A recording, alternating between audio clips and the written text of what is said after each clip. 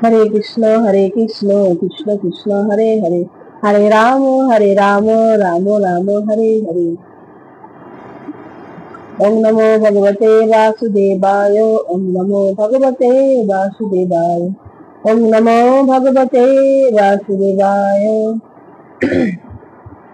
শ্রীমদ্ ভগবদ গীতা যথাযথ দ্বিতীয় অধ্যায় সাংখ্যযোগ, শ্লোক সংখ্যা 44। ভোগৈশ্বর্য প্রসক্তানাং তয়াপ প্রহত চেতসাম ব্যবসায়িত্তিকা বুদ্ধি সমাধো ন বিধীয়তে। এইগুলোই অনুবাদ। যারা ভোগ ও ঐশ্বর্য সুখী একান্ত আসক্ত, সেই সমস্ত বিবেক বর্জিত মূঢ় ব্যক্তিদের বুদ্ধি সমাধি অর্থাৎ ভগবানের একনিষ্ঠতা লাভ হয় না। বলছে যারা ভোগ ঐশ্বর্য সুখী একান্ত মত্ত, একান্ত আসক্ত, তাদের কখনো ভগবানের একনিষ্ঠতা লাভ হয় না, অর্থাৎ সমাধি, একাগ্র চিত্রে ভগবানকে ডাকা, সেটা সম্ভব হয় না। আমার দ্বারা যেরকম হয় না, আমি হচ্ছে অত্যন্ত ভোগী পাপি, আমার ভগবানের একনিষ্ঠতা নেই।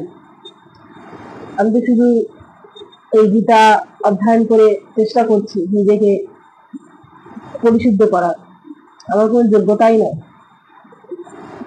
বলছে সেই সমস্ত বিবেক বর্জিত মূঢ় ব্যক্তিদের বুদ্ধি কখনো সমাধি অর্থাৎ ভগবানের একনিষ্ঠতা লাভ হয়।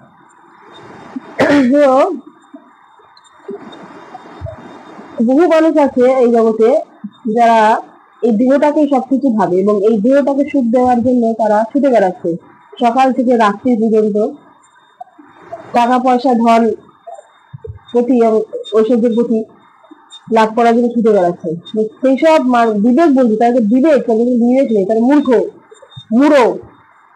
হ্যাঁ, তারা ভগবানের নাম করে না, তারা কখনো ভাবে না যে এই একটা জন্ম আমরা পেয়েছি, মনুষ্য দেহ পেয়েছি, এই একটা জন্মে আমরা ভগবানের কাছে ফিরে যাওয়ার সুযোগ আছে, আর কোনো জন্মে আমরা হরিনাম করতে পারবো না, গীতা ভাগবত অধ্যয়ন করতে পারবো না, না পশু জন্মে, না কোনো কীট পতঙ্গ পাখি, কোনো জন্মে না।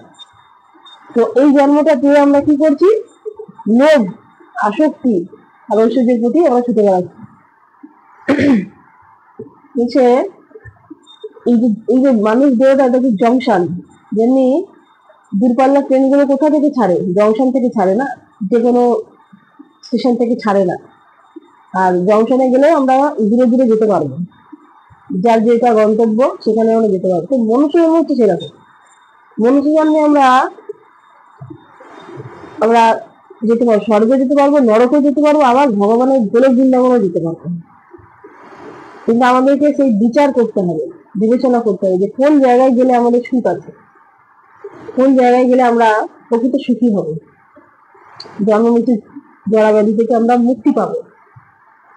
হ্যাঁ, তার জন্য আমাদের কি করণীয়? একটু ভক্তি যোগ অনুশীলন করা উচিত। মহাপ্রভু বলে গেছেন, বল কৃষ্ণ, ভজ কৃষ্ণ আর কর কৃষ্ণ শিক্ষা, এই তিনটে জিনিস যদি আমরা করি তাহলে ভক্তি যোগ অনুশীলন হয়ে যাবে। ভগবানের নাম বলতে হবে, করতে হবে, আর ভজন করতে হবে, আর শিক্ষা, কৃষ্ণ শিক্ষা আমরা নিতে হবে। গীতা ভাগবত অধ্যয়ন করে আমাদের কৃষ্ণ শিক্ষা নিতে হবে। এই যদি আমরা এই তিনটে জিনিস করি তাহলে আমরা গোলক বৃন্দাবনে চলে যাবো। এই সহজ পন্থাটি আমরা গ্রহণ করতে চাইছি না, তার মানে আমরা হচ্ছে অত্যন্ত বিবেক বর্জিত মূঢ়। তা আসুন সকলে আমরা ভগবানের এই নাম চেষ্টা করি, আমাকে আশীর্বাদ করুন যাতে আমিও ভগবানের এই নাম করতে পারি, একনিষ্ঠ হতে পারি। হরে কৃষ্ণ কৃষ্ণ কৃষ্ণ হরে হরে, हरे राम राम राम हरे हरे। जय कृष्ण भगवान की जय। जय श्रीमद् भगवद गीता की जय। भगवद गीता श्लोक की जय। पतित पावन गुरु महाराज की जय। हरि बोल।